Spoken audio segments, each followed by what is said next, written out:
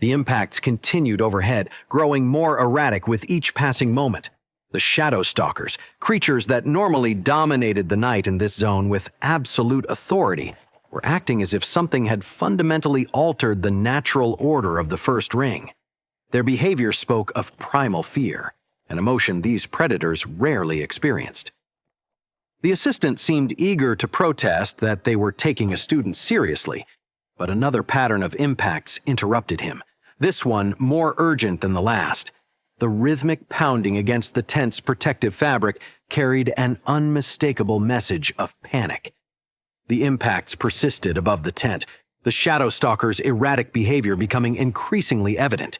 Each new pattern of strikes revealed more about their unnatural state of agitation. Perhaps, Zhao pressed, his owl's eyes focusing intently on Ren. Perhaps it isn't natural at all. Ren looked at the professor meaningfully. What if someone is deliberately controlling the stalkers? The assistant snorted with derision, but Zhao's expression had turned serious. Someone? The assistant insisted. A cave could have collapsed. What kind of nonsense? Silence, Zhao ordered, his expression grave while studying Ren with newfound intensity. Continue. Geological changes aren't unusual for them. This isn't a volcanic zone, Ren explained, knowledge flowing naturally through his mushrooms. The beasts would behave differently, and a large collapse would have caused vibrations we would have felt. The impacts on the tent increased in frequency and force. Ren could picture the Shadow Stalkers, creatures that normally dominated the night without rival, fleeing in blind panic from something that terrified even them. Zhao grasped something, his expression growing more serious with each passing second. Someone is deliberately driving the stalkers toward this area. But why? Ren frowned, his mind racing through possibilities. Unless... He stopped, an idea forming. The Shadow Stalkers were the reason why no one could move freely at night in this zone of the Iron Ring.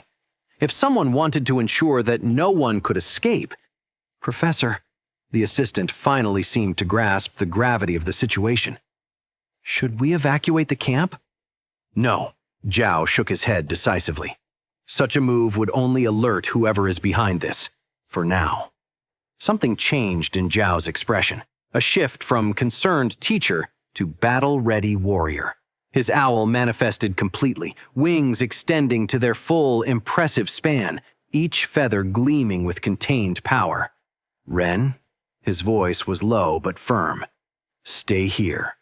Hide yourself. Professor, I can help. If someone is... No, Zhao cut him off with gentle but unyielding firmness. This is different from collecting materials or studying beasts. There's a reason why I'm the professor of this class. He turned to the assistant. Alert the other guards. Have them keep their beasts manifested. The assistant nodded, his own beast, a wind lynx, manifesting fully as he departed. But Professor, Ren insisted, his mushrooms pulsing with urgency. If I know how the stalkers behave, I could counter. First, I need you to stay safe. Zhao looked at him directly, his gaze burning with intensity. Your knowledge might be vital to our city later, but now... A new pattern of impacts resonated above the tent. The Shadow Stalkers were no longer just fleeing, they were being herded with purpose. Now I need you to trust me. Zhao moved toward the exit. There are things more dangerous than wild beasts, Ren. His gaze briefly shifted toward where the students slept, some of them heirs to powerful families with beasts of extraordinary potential. Stay here, he repeated before leaving, and whatever happens, don't expose yourself. Ren watched Zhao depart, the mushrooms in his hair pulsing with growing concern. Something or someone had orchestrated this situation with careful precision. And while the impacts continued above the tent, Ren couldn't help but wonder what other plans were unfolding in the darkness. The darkness inside the tent grew thicker, while Zhao and the auxiliaries formed a protective circle around the sleeping students. Some students started to wake up from all the movement. Their manifested beasts created patterns of faint light, Zhao's owl shining more brilliantly than the others, its power barely contained. The auxiliaries didn't fully understand what the commotion was about until a movement at the tent's eastern entrance drew all eyes. A figure wrapped in black fabric stood motionless, its silhouette barely visible against the night. The fabric absorbed all light, all traces of mana. Only the finest Shadow Stalker materials could achieve such an effect. "Professor," one of the auxiliaries whispered, fear creeping into his voice.